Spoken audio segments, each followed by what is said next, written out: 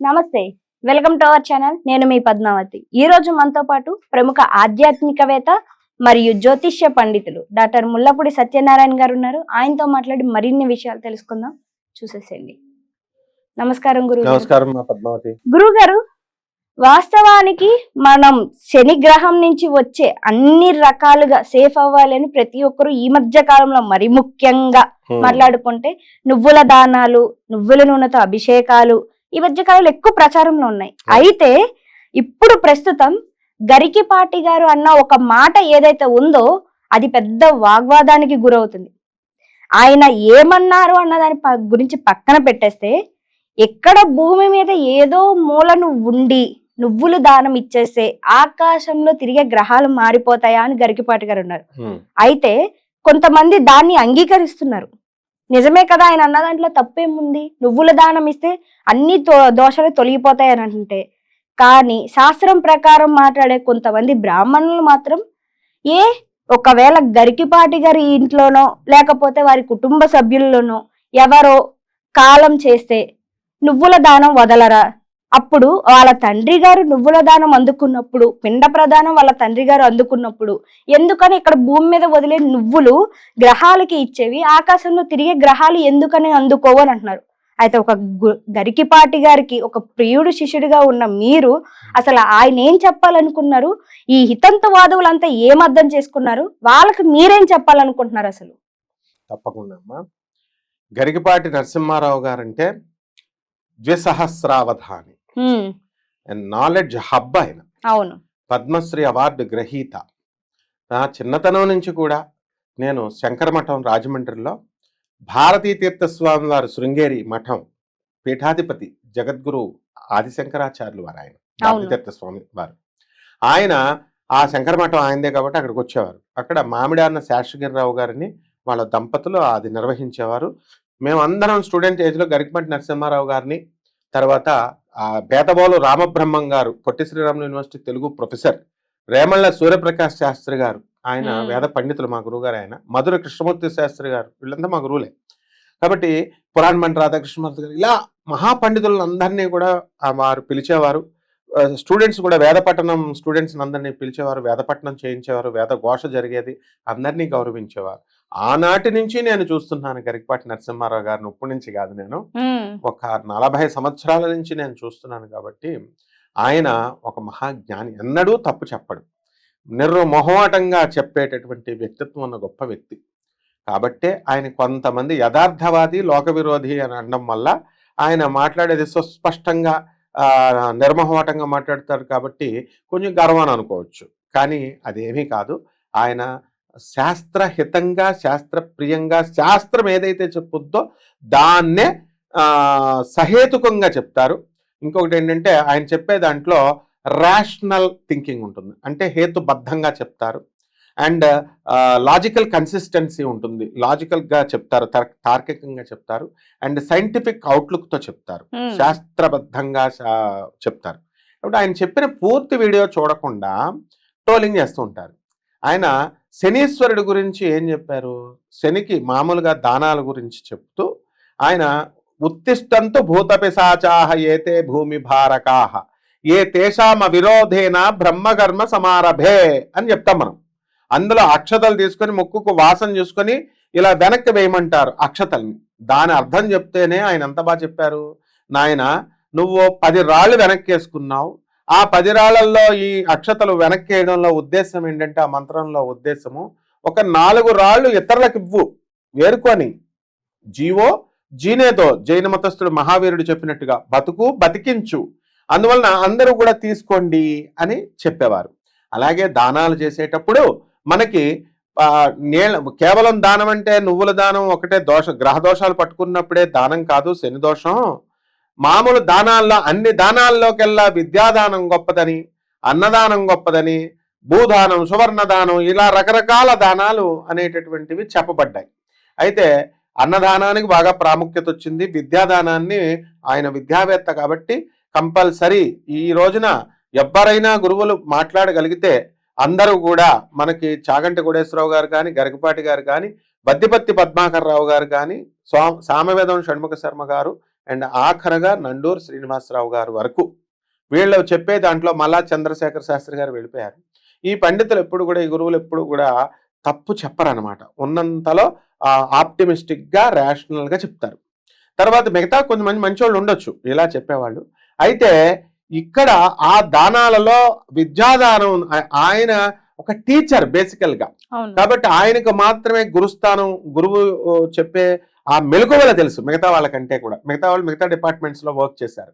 కాబట్టి ఇక్కడ ఆ విద్యాదానం అవసరం, తర్వాత అన్నదానం అవసరం, ఇవన్నీ చెప్పుకుంటూ వచ్చారు కదా. అలాగే నీళ్ల దానం చేయాలా అన్నీ చెప్పారు. అయితే శనికి ఇది పూర్తిగా పర్సనల్గా సంబంధించింది. ఒక వ్యక్తి ఉద్ధరించబడాలి అంటే ఉద్ధరేతుద్ధరాత్మన అంటే ఉద్ధరించబడాలంటే నిన్ను నువ్వే ఉద్ధరించుకోవాలా. అంతేగాని గ్రహం పట్టుకున్నప్పుడు నువ్వు పాపకర్మలన్నీ చేసేసి శని దగ్గరికి వచ్చేసి ఆ శనీశ్వరుడికి నువ్వుల దానం ఇచ్చేస్తే అది సరిపోతుందా? సరిపోదు అనే ఉద్దేశంతో చెప్పారు ఆయన. అంటే ఎలా అంటే ఇప్పుడు మనిషి సకల పాపాలు చేస్తాడు జన్మల్లో. ఏంటి? ప్రారబ్ధ కర్మ, సంచిత కర్మ, ఆగామి కర్మ, ఇలా రకరకాల కర్మలు ఉంటాయి. క్యూములేటివ్ కర్మలు అంటాం, జన్మల నుంచి కూడా వచ్చేవి. అయితే ఆ కర్మల వల్ల మనకి హ్యూమన్ బాడీ ఇచ్చినప్పుడు మనకి కష్టాలు సుఖాలు రెండు వస్తేనే మానవ జన్మ వస్తుంది. నేను పాపాలు చేస్తానండి అని, అందుకే నేనే చేశానండి అని బిల్డప్లు ఇస్తారు. కాదు, అందరూ పాపాలు చేసి వచ్చిన వాళ్ళమే. అందువలన పాప పుణ్యం ఉంటేనే మానవ జన్మ వస్తుంది. అప్పుడు దాన్ని ప్రక్షాళన చేసుకోవాలా.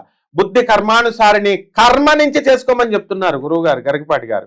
నీ కర్మ, నువ్వు మంచి పనులు చేస్తే నీ కర్మ ఆటోమేటిక్గా మంచి అవుతుంది, నీ బుద్ధి సరైన మార్గం వైపు ప్రేరేపించబడుతుంది అన్నారు. దేవీ భాగవతంలో మొదటి శ్లోకం కూడా అదే చెప్తుంది. ఓం సర్వ చైతన్య రూపం తాం ఆద్యాం విద్యాం చ ధిమహి బుద్ధిం యోన ప్రచోదయాత్. ఆది విద్యలకి అన్నిటి విద్యలకి అయినటువంటి అధిష్టాత్రి అయినటువంటి ఆ జగన్మాత దుర్గా నా బుద్ధిని సరైనటువంటి మార్గం వైపు ప్రేరేపించుగాక అని చెప్తోంది. అలాగే గాయత్రి మంత్రం కూడా ఓం భూర్భువస్వ తత్సవితుర్వరేణ్యం భర్గో దేవస్య ధీమహి ధియో యోన ప్రచోదయాత్, ఇది కూడా అది చెప్తుంది. ఏ శక్తి అయితే సృష్టించిందో, పాలించిందో, లయం చేసిందో ఆ శక్తి నా బుద్ధిని సరైన మార్గాల వైపు ప్రేరేపించుగాక అని చెప్తున్నారు. ఇవన్నీ ఎందుకు చేస్తాము అని అంటే మన బుద్ధిని కర్మల ద్వారా చేసుకోవాలి. ఇప్పుడు ఉదాహరణకి మనం దొంగలతో స్నేహం చేస్తున్నాం, చెడ్డోళ్ళతో, గంజాయిగా తాగే వాళ్ళతో చేస్తే గంజాయి తాగుతాం, తాగుబోతులతో తాగితే మనం ఏదో ఒక అవసాన సమయంలో వీక్ మూమెంట్ లో మనం కూడా తాగుతాం. సో అందుకనే సత్సంగత్వే నిస్సంగత్వం, నిస్సంగత్వే నిర్మోహత్వం, నిర్మోహత్వే నిశ్చలతత్వం, నిశ్చలతత్వే జీవన్ముక్తి. అందుకని ముక్తి రావాలంటే ఈ స్టెప్స్ అన్ని రావాలా. ముందు సత్పురుషులతో సావాసం చెయ్యాల, సత్పురుషుల మాటలు వినాల. ఈ రోజున ఆ 5 పండితుల మాటలు వినకుండా వేరే వాళ్ళ మాటలు, కొంచెం అలాంటి సాత్వికంగా చెప్పేటటువంటి వాళ్ళు, శాస్త్ర సహేతుకంగా చెప్పే వాళ్ళ మాటలు తప్ప మిగతా వాళ్ళు ఇష్టం వచ్చినట్టు వాళ్ళు చెప్పే వాళ్ళ మాటలు వింటే భ్రష్టులం అయిపోవడమే కాకుండా రౌరవాది నరకాలకు కూడా వెళ్ళిపోతారు వాళ్ళు. ఎందుకంటే వాళ్ళ గురించి నాకు తెలుసు కాబట్టి పర్సనల్ గా వాళ్ళకి కరెక్టే చెప్తారు. లేకపోతే ఈ కర్మల్ని, ఇప్పుడు గంజాయి తాగే వాళ్ళతో తిరిగితే పోలీసు వాళ్ళు పట్టుకెళ్తారు కదా, తాగుబోతులతో తిరిగితే పోలీసు వాళ్ళు పట్టుకెళ్తారు, ప్యాకెట్ వాళ్ళతో. మరి ఈ దొంగలతో తిరిగితే పోలీసు వాళ్ళు తీసుకెళ్తారు. మనం అక్కడ కట్ చేసుకున్నాం అనుకో, ఎవరో మన తండ్రో ఎవరో చెప్తారు ఫ్రెండ్స్, అరే ఎందుకురా దొంగలతో అంటే, మనం మానేస్తే పోలీసు వాళ్ళు మన జోలికి రారుగా. అంటే ఇక్కడ ఆటోమేటిక్ గా కర్మ కరెక్ట్ చేస్తే మనకి యాక్షన్ మంచిగా వచ్చింది కదా, యాక్షన్ మంచిగా ఉంటే రియాక్షన్ మంచిగా వస్తుంది. కాబట్టి ఇక్కడ మనము గత జన్మల్లో చేసుకున్నటువంటి కర్మల్ని కేవలము 1 కిలోంపావు నల్ల నువ్వులు ఇచ్చేస్తే దోషాలు పోతాయి అనుకుంటే, ఈ ఊర్లో ఎంతమంది కోటీశ్వరులు ఉన్నారంటే లారీంపావు, 1 లారీ ప్లస్ పావు లారీ నువ్వులు రెడీగా ఉన్నారు ఇచ్చేయడానికి, దోషాలు పోతాయంటే. ఆయన చెప్పినా చెప్పకపోయినా మా గురువు గారు పాపం స్మూత్ గా చెప్తారు. నేను చెప్తున్నాను, మీరంతా మదమెక్కి, మీరంతా పూర్వజన్మల్లో పాపాలు చేసి వచ్చి వాళ్ళని వీళ్ళని పాడు చేసేసి, వాళ్ళని వీళ్ళని ఆస్తులను దొబ్బేసి, మీరంతా ఇష్టం వచ్చిన పాపాలు చేసి మీకు కర్మలు తెస్తే శనీశ్వరుడి దగ్గరికి వచ్చేసరికి మీరు దానం చేస్తే పోతుందా? ఎవడు చెప్పాడు అసలు పోతుందని? ఏ శాస్త్రాలు చెప్పినాయి? దే ఆర్ ఆల్ ఇన్కార్పొరేటెడ్ శాస్త్రాలు. వేదాల్లో ఎక్కడున్నది శనికి దోషం పోతుందని? వేదాలు ఎక్కడ చెప్పినాయి? జ్యోతిష శాస్త్రంలో ఎక్కడ జ్యోతిష మాట్లాడితే వరాహమిహిరుడు, జ్యోతిష గ్రంథాలు, ఈ పేర్లు చెప్తారు. ఎక్కడ ఉంది? అవన్నీ ఇన్కార్పొరేట్. కపట బ్రాహ్మణ, కపట జ్యోతిష్కుల, కపట మంత్రగాళ్ళు మధ్యలో ఇరకించారనమాట ఈ దానాలు. ఫలదీపికలో ఇవన్నీ ఉండవు. ఫలశ్రుతులు కరెక్ట్. ఒక పని చెప్తాం, అయితే రా, ఎవరైతే దానాలు ఇస్తాం, నీ కరెక్ట్ గా నీ ఇంటికి వచ్చి దుకాణం పెట్టి కూర్చుంటాం. ఏ జ్యోతిష్కుడు అయితే 1 లక్ష కాదు 3 లక్షలు ఇస్తాం, నువ్వు కరెక్ట్ గా నేను అన్న పని చేయి, దానం చేస్తాం. కబుర్లు కాదు, గ్యాంగ్ వచ్చేస్తాం అనమాట.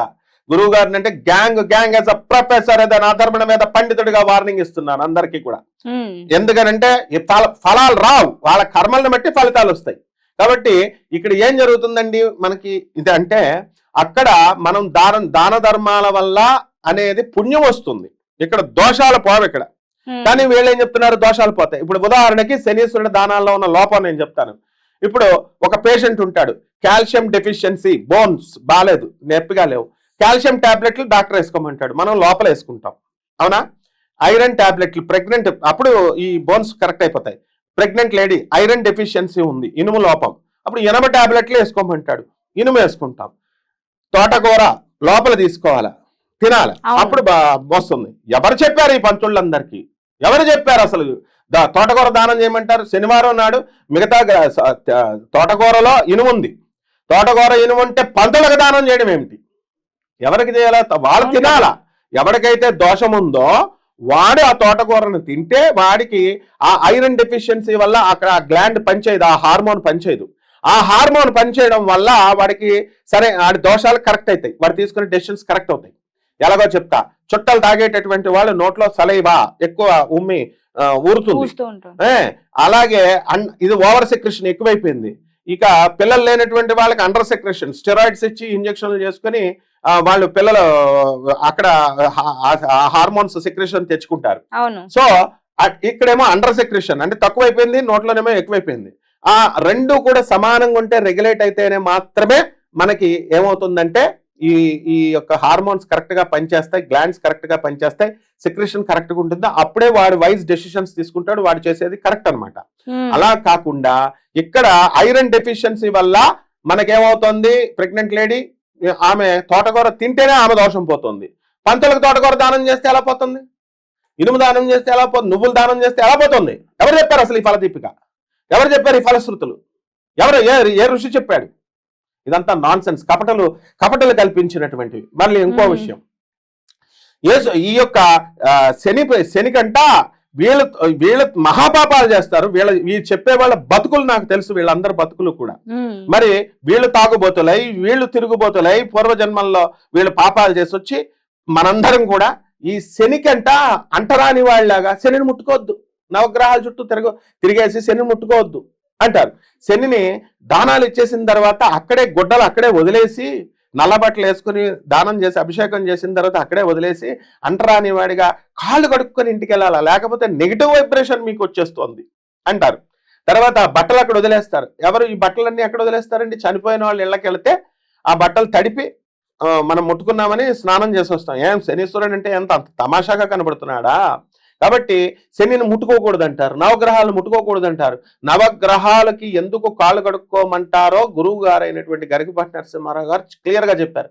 అక్కడ నూనెతో అభిషేకాలు చేస్తున్నారు కాబట్టి అక్కడంతా నూనె అంతా పేరుకుపోతుంది, జారి పడిపోతారు. కాబట్టి అందుకు కాళ్ళు కడుక్కొని పక్కన ఉన్నటువంటి మెయిన్ దేవాలయంలో, ప్రధాన దేవాలయం, ఇది ఉపదేవాలయం కదా, ఆ ప్రధాన దేవాలయంలో ఉన్న శివుడు దర్శనం అందుకు చేస్తారు. అంతేగాని శనీశ్వరుడు అంటరానివాడు కాదు, శనీశ్వరునికి చేస్తే దోషాలు అంటుకుంటే నెగిటివ్ వైబ్రేషన్ ఇంటికి వెళ్ళిపోతుంది అని కాదు.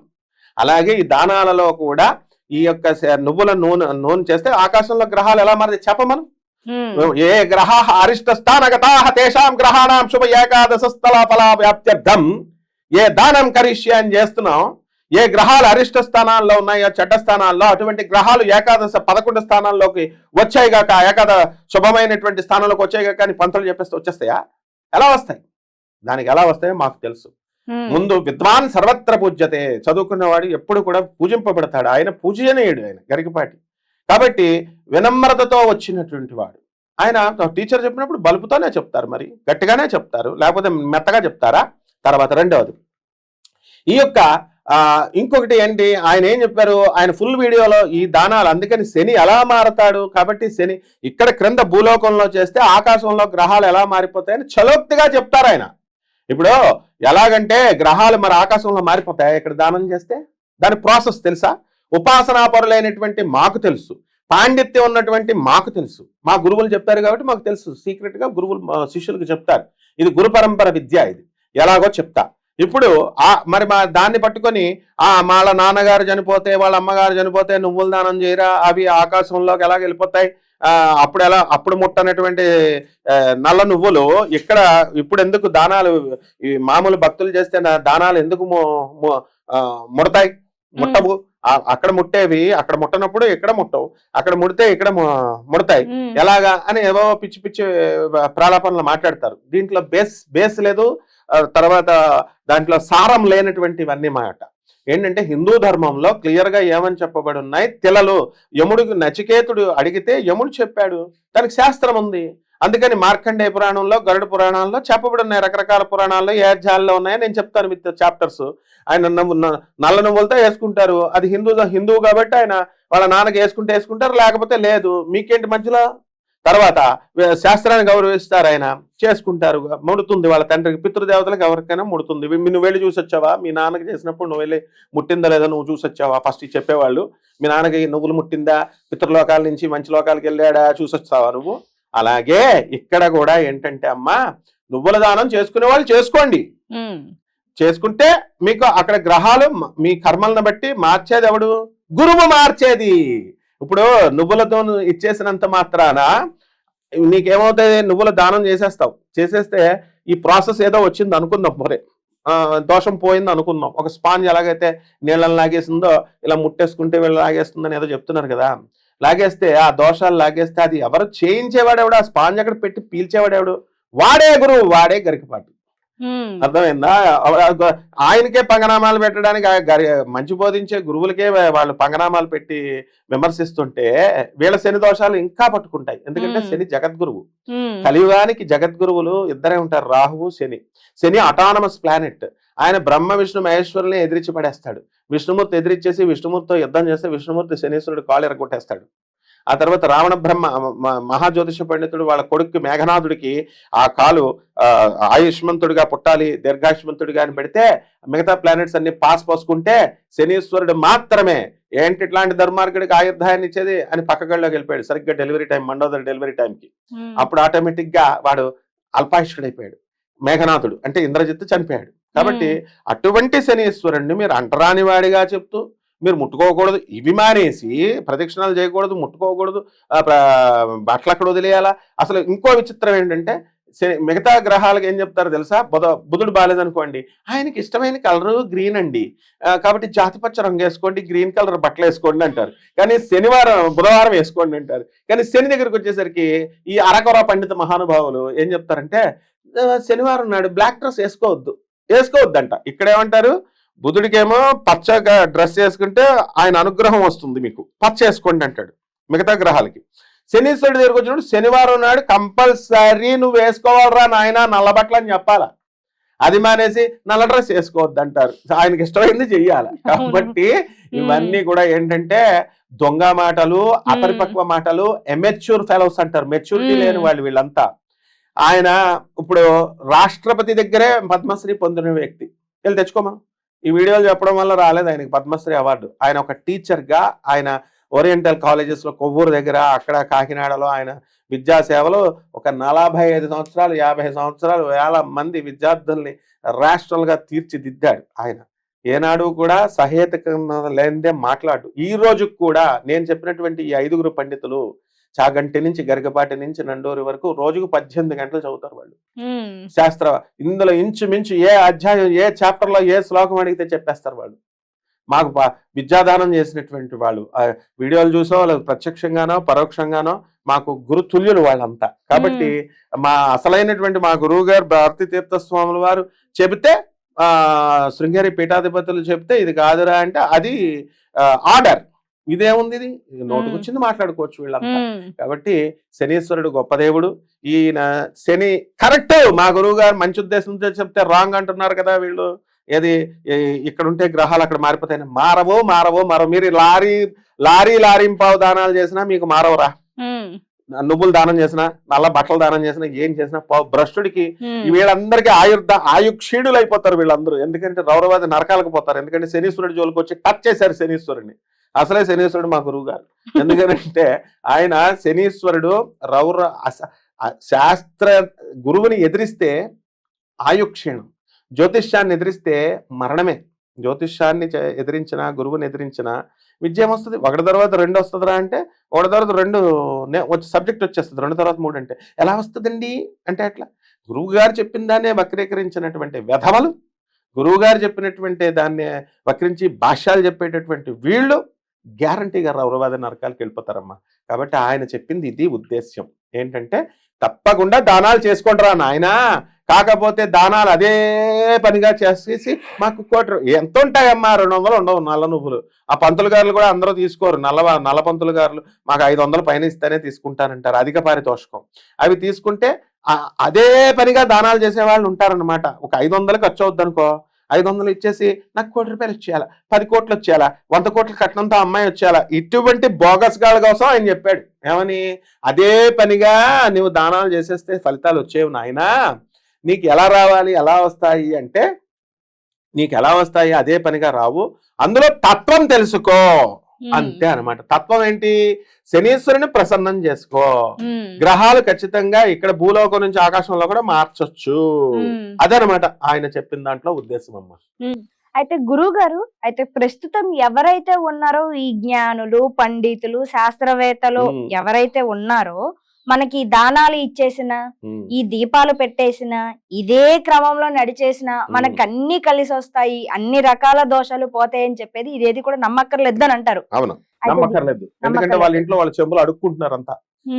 ఈ మహాజ్ఞానులు ఎళ్ళకెళ్ళి చూసొస్తే మనం, మరి ఈ దానాలు ఈ క్రియలు తెలుసు కదా. ఉదాహరణకి వేణుస్వామి ఏం చేశాడు? నాకు నేను దానాలు చేసేసుకుంటాను, నాకు జ్యోతిష్యం తెలుసు కదా, నాకు తెలుసు కదా అన్నాడు. డౌన్ఫాల్ అయిపోయాడా మరి? తర్వాత మళ్ళీ ప్రతి ఛానల్, ఏ ఛానల్ పిలవకపోతే ఇప్పుడు ఛానల్కి వెళ్ళి నన్ను తీయండి అని తీసుకుంటున్నారు. అలాగే ఈ యొక్క దానాలు ధర్మాలు చేసేటటువంటి వాళ్ళు వీళ్ళంతా కూడా ఏమీ బ్యాక్గ్రౌండ్ లేదు, వీళ్ళంతా బిల్డప్లు ఇస్తారనమాట. ఏమని?